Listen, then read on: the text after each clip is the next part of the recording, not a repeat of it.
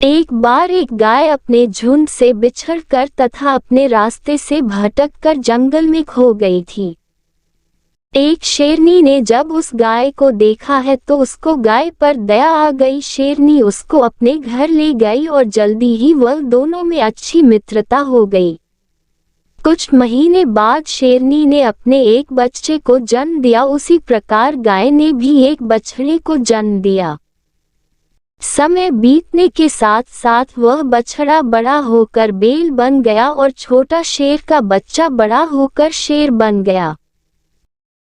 वह दोनों बड़े होकर भी बहुत अच्छे मित्र बने हुए थे। वे दोनों अक्सर एक दूसरे से मिलते थे और दोनों मिलकर बहुत दूर तक घूमने जाते थे। जंगल के सभी जानवर जो भी उनको देखते थे सभी आश्चर्यचकित रह जाते थे कि एक शेर और एक बैल इतने अच्छे मित्र कैसे हो सकते हैं। देखने वाले जानवरों में एक सियार भी था जो इन दोनों की मित्रता को देखकर रात दिन उनसे जलता रहता था और कुछ न कुछ सोचता रहता था। उसका विचार सिर्फ उन दोनों के मांस को बारी बारी से खाना था। इसीलिए वह सोच रहा था कि इन दोनों मित्रों के बीच किस प्रकार लड़ाई झगड़ा कराया जाए और मैं उसका आनंद ले सकूं। जल्दी ही उस सियार ने एक योजना बनाई। सबसे पहले उसने उन दोनों शेर और बैल के साथ मित्रता की। फिर उसने एक दूसरे के प्रति कहानियां बनानी और सुनानी शुरू कर दी। वह बैल से जाकर कहता कि शेर उसके लिए बहुत ही बुरी बातें और उसकी बुराई करता है।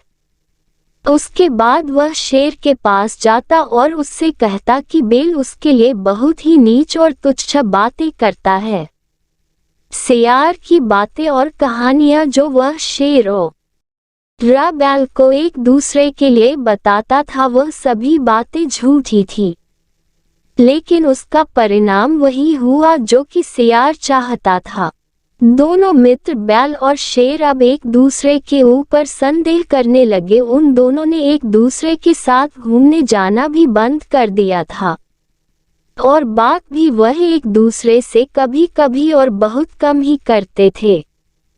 इधर सियार बराबर एक दूसरे को झूठी झूठी बातें और मनगढ़ंत कहानियां सुनाता रहता था ताकि दोनों के बीच में लड़ाई हो जाए।